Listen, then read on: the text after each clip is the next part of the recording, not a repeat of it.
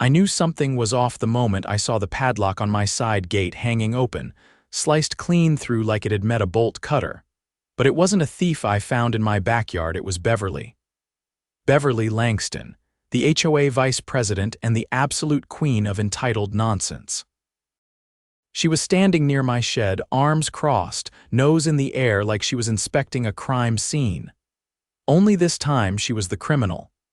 "Beverly," I said, stepping off my porch, "what the hell are you doing on my property?" "I'm investigating a code violation," she snapped, not even flinching. "You've been warned about this shed before, Patrick. It's not visible from the street, it's under the legal square footage, and it's been approved by the city," I shot back. "You don't have the right to enter my yard without permission, let alone cut my lock." She held up a form like it meant anything. "As per Article 12, Section 4, I don't care what section you're quoting," I cut her off. "You broke into my yard." "That's trespassing." "I'm acting in my capacity as HOA enforcement," she sniffed. "You're acting like a lunatic," I said, pulling out my phone. "Stay right here, I'm calling the police." Her confidence wavered just a little. "You're being ridiculous. If you just comply with the HOA's guidelines, none of this would be necessary." I'd dealt with her nonsense before: fines for having my truck in the driveway, warnings about my solar panels being too reflective, even a complaint about my holiday lights violating aesthetic harmony. But this was a whole new level. I dialed the local sheriff's office and explained the situation. The dispatcher didn't even hesitate. "She broke a lock to enter your yard," they asked. "We'll send someone right away." Beverly tried to keep her composure, but I could see her shifting from foot to foot. She wasn't used to being challenged and definitely not used to consequences. When the cruiser pulled up 15 minutes later, Deputy Harris stepped out, already looking annoyed. "Ma'am, did you cut this lock?" he asked, motioning toward the gate. "I had to." "He's in violation, that's not what I asked," Harris said. "Did you cut the lock?" Beverly's lips pursed so tight I thought they might disappear. "Yes, but I had authority, you had no such authority," Harris said flatly. "This is private property and you trespassed." "Cutting a lock to gain access, that's criminal trespass and destruction of property." My neighbor, old Mr. Colburn, had poked his head over the fence by now. "She was snooping around my yard last week too," he muttered. "Claimed she was checking for weeds." Beverly's face flushed beet red. "You can't be serious. I'm on the board, that doesn't put you above the law," Harris said, pulling out his cuffs. "Turn around, ma'am. You're arresting me," she shrieked, stumbling backward. "You're trespassing and you admitted to cutting a lock." "That's not HOA business, that's illegal." As Harris cuffed her and walked her toward the cruiser, she twisted around to shriek. "This isn't over, Patrick. You'll regret this." I just waved. "See you at the next board meeting, Beverly." 2 days after Beverly was driven off in a patrol car, the HOA issued a letter. Not an apology, not even close, but a thinly veiled attempt to shift blame. The envelope was slid under my door like some cowardly cease and desist. Printed on that same thick paper, they always used to make their nonsense feel official. "Dear Mr. Dalton," it began. "Following recent events, the HOA board regrets the misunderstanding that occurred on your property. While Vice President Langston's methods may not have aligned with proper protocol, her actions were motivated solely by her duty to uphold community standards." I stopped reading right there. They weren't even trying to hide it. They were circling the wagons, covering for her. That night, I walked down to the community center where the board held their monthly meetings. Not to attend, I wasn't about to sit through another 2-hour monologue about mailbox paint colors, but to deliver a certified copy of my formal complaint to the HOA's legal mailbox. I'd spent the afternoon drafting it with the help of my cousin Lisa, who happened to be an assistant DA in the neighboring county. Lisa had taken one look at the situation and said, "They're not just liable for trespass. If she was acting in any official capacity, the HOA itself is on the hook. Civil liability, maybe even criminal conspiracy if they coordinated it." The moment I dropped that complaint in their inbox, I knew I'd stirred the hornet's nest, and sure enough, the next morning I woke up to find a citation nailed to my front door with a thumbtack. Not taped, nailed. Like we were living in medieval times. Unapproved exterior structure remove within 72 hours or face daily fines. They were doubling down, retaliating. I didn't bother responding to the citation. Instead, I called my insurance company and requested a claims adjuster for vandalism and sent them photos of the damaged gate where Beverly had cut through. Then I called a locksmith and had a reinforced deadbolt installed, with a camera. High definition, wide angle, motion activated. And I made sure the lens was pointed directly at the gate. The same afternoon, I filed a restraining order. Lisa helped me draft the affidavit. We included timestamps, photos, sworn statements from my neighbor Mr. Colburn, and the police report from Beverly's arrest. The judge granted it the next morning. I had a feeling she wouldn't take that well. Around noon, I heard the screech of tires outside. Not fast, just sharp and deliberate. I peeked through the blinds and saw her car pulled up across the street. She didn't come near the house, just sat there in her driver's seat with her sunglasses on, staring at my front door like she thought that alone might make it disappear. I didn't approach. I didn't wave. I just held up my phone and made sure she saw it. She drove off 15 minutes later. But the real escalation came at the next board meeting. Lisa and I walked in together. She wore one of her courthouse suits, gray pinstripe, sharp shoulders, no nonsense. I wore jeans and a windbreaker because I wanted them to see exactly who they'd underestimated. The room was packed. Word had gotten out about Beverly's arrest, and even the usual HOA loyalists looked uncomfortable. The board sat at their long table in front of the room, Beverly's seat conspicuously empty. Her nameplate was still there, though, as if they couldn't quite bring themselves to admit she wouldn't be returning. "Mr. Dalton," said Greg Harper, the HOA president, his palms flat on the table like he was bracing for a storm. "You're welcome to speak during community comment, but please be aware we won't be entertaining personal attacks. I'm here to address criminal misconduct," I said. "Not personality conflicts." There was a murmur from the room. A few people nodded, most just looked tense. "I've filed a formal complaint against the HOA for authorizing unlawful entry onto my property. I have photographic evidence, a police report, and now a restraining order against your vice president. I've also submitted a claim for damages to my insurer, who will be seeking subrogation if this board refuses to accept liability." Harper's mouth opened, but Lisa stepped forward before he could find words. "You should also be aware," she said, "that if any further retaliatory action is taken against my client, including but not limited to bogus citations, attempts at public shaming, or coordinated harassment, this will escalate to civil court. And I will personally subpoena every board member for deposition." That shut them up. A woman in the back raised her hand. I recognized her. Mrs. Garrison, retired teacher, lived 2 streets over, usually kept to herself. "I had someone from the HOA enter my yard last month," she said. "Didn't announce themselves, just walked in and started taking pictures of my bird bath." Someone else chimed in. "Same here. They said they were assessing compliance, but they didn't have any ID." And just like that, the room turned. I didn't have to say another word. The board sat frozen as neighbor after neighbor stood up and described quiet invasions, photos taken without permission, letters left without explanation, rules enforced inconsistently depending on who you were. Harper finally cleared his throat. "We understand there may have been overreach. We'll be reviewing our enforcement policies." Lisa crossed her arms. "You'll be doing more than that. You'll be issuing a written apology. You'll be rescinding the false citation. And you'll be suspending all enforcement activity until a third-party audit is completed." "I don't think," she cut him off. "Then I'll see you in court." The meeting adjourned in silence. We stepped outside into the cool evening air. A few neighbors trailed after us. Mr. Colburn gave me a pat on the shoulder. "About time someone stood up to them," he said. That night I installed a second camera, one facing the front yard, and I printed laminated signs for both gates. Surveillance in use. No trespassing. Violators will be prosecuted. The next morning, I found a letter slid under my door again, but this time it was handwritten.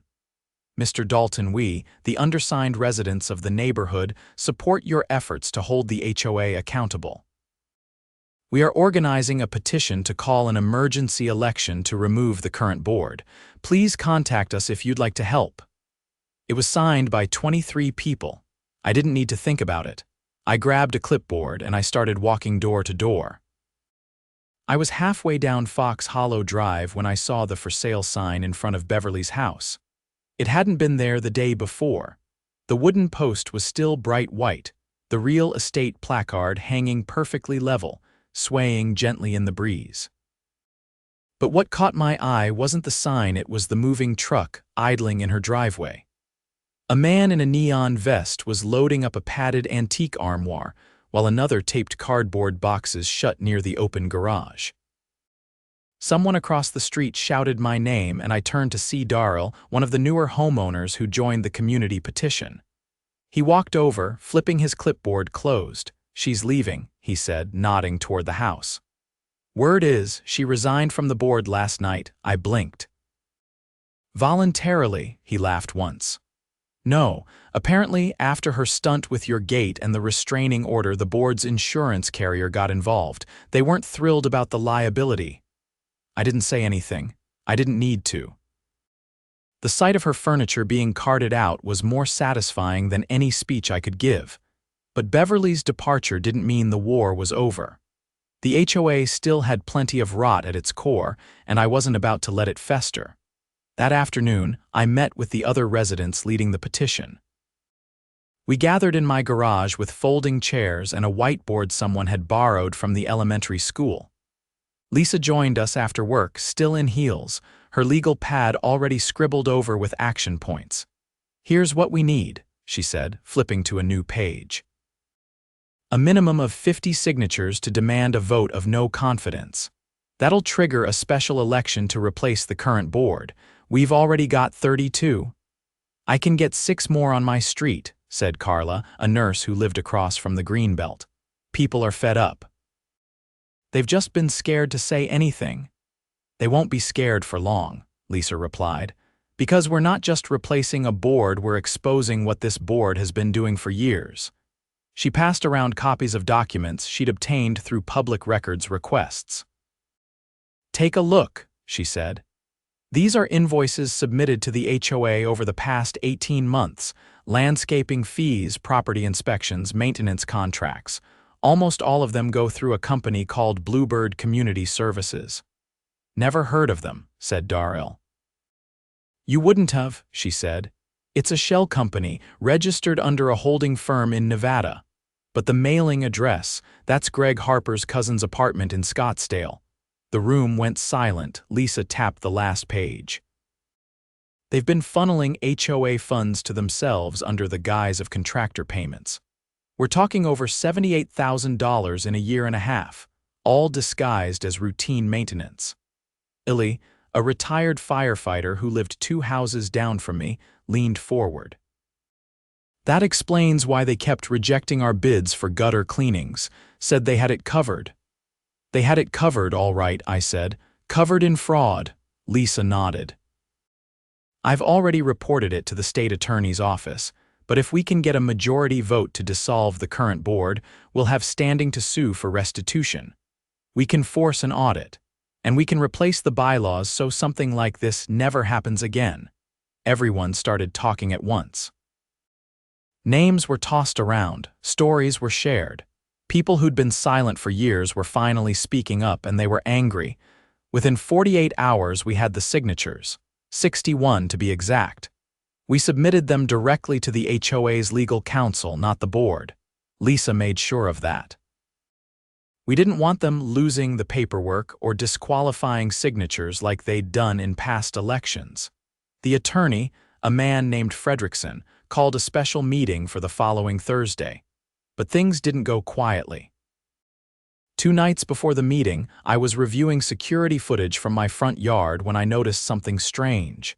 At exactly 2:13 a.m., a man in dark clothing approached the camera, looked up, and sprayed it with black paint. The screen went dark. I checked the second camera by the side gate. Same thing, different angle, same time stamp, same black spray. I reviewed the footage from the days before. No one had approached the house since Beverly left. But this man had moved with purpose.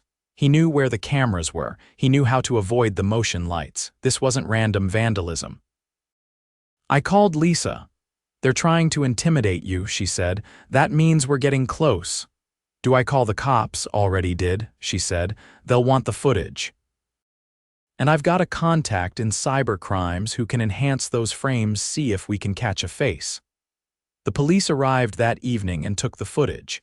They were tight-lipped, but one officer raised an eyebrow when I told him about the HOA's financial dealings. "Wouldn't be the first group to hide behind bylaws and end up in cuffs," he muttered. Thursday came fast. The special meeting was held at the community center, same place as before, but this time every chair was filled. People stood in the back, some even crowded around the windows outside. The board sat stiffly at the front, noticeably short 2 members. Beverly was gone, and Trina, the treasurer, had suddenly resigned for personal reasons. Greg Harper looked 10 years older than he had the week before. His tie was crooked and his usual booming voice was quieter now, edged with something I hadn't seen before: fear. Lisa stepped up to the microphone first. "My name is Lisa Brenner. I'm here on behalf of the petitioning homeowners. We have met the signature requirement to initiate a recall vote. Furthermore, we are presenting evidence of financial misconduct, including misappropriation of funds, fraudulent contracting, and deliberate obstruction of member rights." She handed a thick folder to the HOA attorney, who didn't even blink before opening it. "Additionally," Lisa continued, "we are filing a motion for an immediate injunction to freeze the HOA's bank accounts until an independent forensic audit can be conducted. We have already contacted the state auditor's office and the county fraud unit. They are aware of the situation." Greg stood up. "This is a smear campaign," he said, voice cracking. "You people don't know what it takes to run a community. These accusations, they're baseless." Lisa turned to the crowd. "How many of you have had maintenance requests ignored? Had fines issued without explanation? Had your yards photographed without consent?" Almost every hand went up. Greg looked around and saw his support disintegrating in real time. A woman from the back, soft-spoken and elderly, stepped forward. "I paid a $300 fine for a bush that was 3 inches too tall. I found out later the measuring tape photo was doctored." That was the final crack in the dam. The vote began, ballots were distributed, marked, and collected under the supervision of Fredrickson's staff. Within 30 minutes, the results were in. The entire board was recalled by a margin of 79-6. The crowd erupted. There were cheers, hugs, even tears. Some people had lived under this board's reign for over a decade. And now, for the first time, they had a say in what happened next. Lisa took the mic one last time. "We'll be forming a temporary committee to manage essential HOA functions until a new election can be held. No new enforcement actions will be taken. All outstanding fines are frozen. And a full audit will begin next week." As we walked out into the night, Elise slapped me on the back. "You didn't just win," he said. "You changed everything." The next morning, the police returned to my house. They'd enhanced the footage from the vandalism and identified the man. It was one of the board members' sons. He'd been paid $200 to disable my cameras. When the police interviewed him, he cracked wide open. Told them about private meetings, about how Greg had pushed through fake invoices, about how they'd been covering for Beverly for years. 2 weeks later, Greg Harper was arrested for wire fraud, embezzlement, and conspiracy to commit fraud, and our new HOA board. Elected by open vote, transparent bylaws, rotating leadership, I kept my shed, and I added one more security camera just in case. 3 weeks after the recall, the neighborhood felt like it had taken a long, slow breath for the first time in years. Flags fluttered freely, porch lights stayed on past the HOA's old curfew, and the new interim committee had already issued guidelines that prioritized transparency and homeowner input. But just when things seemed to be settling into something like peace, Lisa called me with a voice that didn't match the calm. "I just got a call from the county prosecutor," she said. "They need you to come down to the courthouse. There's been a development, and it's bad." I didn't ask questions. I threw on my jacket and drove straight there. When I arrived, Lisa was already standing in the hallway outside courtroom 3, arms crossed, eyes locked on a folder clutched in her hands. "They found something during the financial audit," she said, keeping her voice low. The forensic accountants were tracing funds through Bluebird Community Services, and they stumbled across 2 invoices labeled Community Safety Initiative Phase 1. The problem: that money didn't go to any licensed contractor. It went to an unregistered LLC tied to a private security consultant. And that consultant, he's under investigation for illegal surveillance. I blinked. Surveillance like cameras. Worse, she said. Hidden mics, long-range audio recorders, some of them were found inside private properties. I felt my stomach twist. They tapped people's houses, Lisa nodded. The devices were cheap, off-brand imports, probably installed without permits or oversight. The consultant claims he was hired for compliance enforcement, but let's be clear, this was wiretapping. I sat down on the bench behind us, trying to process it. "They have proof?" I asked. "They raided the consultant's office last night," she said. "Found backup drives, audio files, meeting transcripts. They didn't just record you, they recorded dozens of residents, conversations in backyards, inside living rooms. Some of them include board members discussing how to neutralize dissenting homeowners." And then she dropped the folder in my lap. Inside were printed transcripts. My name came up on page 2. "You'll hear Patrick Dalton ranting about the shed again," one line read, "but don't worry, Langston said she'll handle it personally. She's got the bolt cutters ready." I read it twice, then looked up at her. "So they planned it." "They didn't just plan it," she said. "They coordinated it. Greg, Beverly, Trina, and 2 others. And now that we've got audio and financial records, the DA's office is moving forward with felony charges." "How many?" 7 counts of criminal conspiracy," she said. 5 counts of unlawful surveillance and 2 counts of wire fraud. I exhaled slowly. "They're going to prison. If the judge accepts the charges," Lisa said. "Yes, the court hearing was just the beginning. Over the next week, subpoenas went out like wildfire. Homeowners came forward with their own stories, conversations they'd had on their patios that somehow made it into HOA warning letters, private disputes that had been mysteriously misinterpreted by enforcement. All of it pointed to a system designed to control, not protect. The consultant, a wiry man named Ross, Greeley flipped early, claimed he was just following orders, provided full logs, timestamps, and technical specs on every device he'd installed. He didn't set foot in the neighborhood himself. He'd trained 2 of Beverly's nephews to do the dirty work. They weren't nephews. They were hired thugs, and they'd broken into at least 4 homes to plant listening devices. It was enough for the county to issue arrest warrants for all 5 former board members, including Beverly, who had apparently skipped town the night after our last board meeting. She hadn't moved out, she'd fled. The police caught her in a motel outside Flagstaff, trying to pay for a room in cash. She didn't resist. The mugshot that showed up on the evening news didn't look like the woman who used to march around the neighborhood with a clipboard. She looked older, haggard, and cornered. 3 days later, Greg Harper was arrested while trying to withdraw $20,000 from a joint account linked to Bluebird. He claimed it was for legal fees. The bank flagged it as suspicious, and the feds were already watching. Trina turned herself in. She brought a thumb drive with her one last attempt to cut a deal. It contained internal emails, spreadsheets, and a list titled Target Properties, High Risk for Non-Compliance. My address was one of the first names on it. The trial was set for early fall. Lisa was asked to assist the prosecution in preparing evidence. She declined an official role, but shared all the documentation we'd gathered during the recall effort. I was called to testify. Standing in that courtroom with the former board members seated at the defense table, shackled and sullen, I felt a strange calm.